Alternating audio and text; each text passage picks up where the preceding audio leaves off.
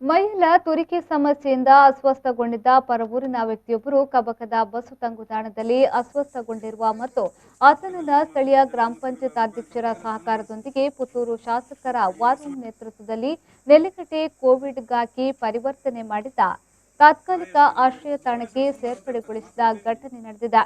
ಕಬಕದ bus ತಂಗುದಾಣದಲ್ಲಿ ಹಿಂದೆ ಅರ್ಥೈಸಿಕೊಳ್ಳುವ ಪರವೂರಿನ ವ್ಯಕ್ತಿಯೊಬ್ಬರು ತುರಿಕೆ ಸಮಸ್ಯೆಯಿಂದ ಅಸ್ವಸ್ಥಗೊಂಡಿರುವುದನ್ನು ಗಮನಿಸಿದ ಸ್ಥಳೀಯ ಗ್ರಾಮ ಪಂಚಾಯತ್ ಸದಸ್ಯ ನಸೀರ್ ಅವರು ಪಂಚಾಯತ್ ಅಧ್ಯಕ್ಷ ವಿನಯ ಕಲ್ಲೇಗ ಅವರಿಗೆ ಕರೆ ಮಾಡಿ ಮಾಹಿತಿಯನ್ನ ನೀಡಿದಂತೆ ತಕ್ಷಣ ಅಪರಿಚಿತ ವ್ಯಕ್ತಿಯನ್ನ ವಿಚಾರಿಸಿದಾಗ ತನ್ನ ಹೆಸರು ಸುಂದರ್, ಊರಿನ ಹೆಸರು ಮಾತ್ರ ಸರಿಯಾಗಿ ಹೇಳುತ್ತಿಲ್ಲವಾದರೂ ಆತನನ್ನ ಉಪಚರಿಸಿ ಪಂಚಾಯತ್ನ ವಠಾರದಲ್ಲಿ ಸ್ನಾನ ಮಾಡಿಸಿ ಬಟ್ಟೆ ಕೊಡಿಸಿ ಪುತ್ತೂರು ಶಾಸಕರ ವಾರೂಮ್ ಪುರುಷೋತ್ತಮ ಮುಂಗ್ಲಿಮನೆ ಅವರ ನೇತೃತ್ವದಲ್ಲಿ ನೆಲ್ಲಿಕಟ್ಟೆಯ ಕೋವಿಡ್ ಸಂದರ್ಭದಲ್ಲಿ ತಾತ್ಕಾಲಿಕವಾಗಿ ಮಾರ್ಪಡಿಸಿದ ಭಿಕ್ಷುಕರ ಆಶ್ರಯ ತಾಣಕ್ಕೆ ಕರೆತರಲಾಯಿತು.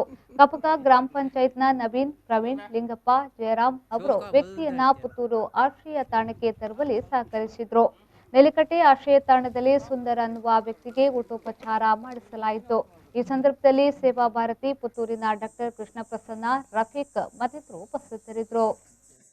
ಗ್ರಾಮ ಪಂಚಾಯತ್ನಲ್ಲಿ ನಮ್ಮ ಗಬಕ ಜಂಕ್ಷನ್ನಲ್ಲಿ ನಿಗಮಿತ್ ಅವರು ಒಂದು ಬಸ್ ಸ್ಟ್ಯಾಂಡ್ನಲ್ಲಿ ಇದ್ದಾರೆ ಅಂತ ಹೇಳಿಕೊಂಡು ನಮಗೆ ಸಾರ್ವಜನಿಕರ ಮಾಹಿತಿ ಬಂದಿತ್ತು. ಆ ಮಾಹಿತಿ ಪ್ರಕಾರ ಅವರಿಗೇನು ತಿಂಡಿ ವ್ಯವಸ್ಥೆಯಲ್ಲಿ ಇಲ್ಲ ಅಂತ ಹೇಳಿದಕ್ಕೆ ನಾನು ಮನೆಯಿಂದಲೇ ಚಪಾತಿ ಮತ್ತು ತಿಂಡಿಯನ್ನು ಅವರಿಗೆ ಬೆಲೆ ಕೊಟ್ಟಿದ್ದೇನೆ.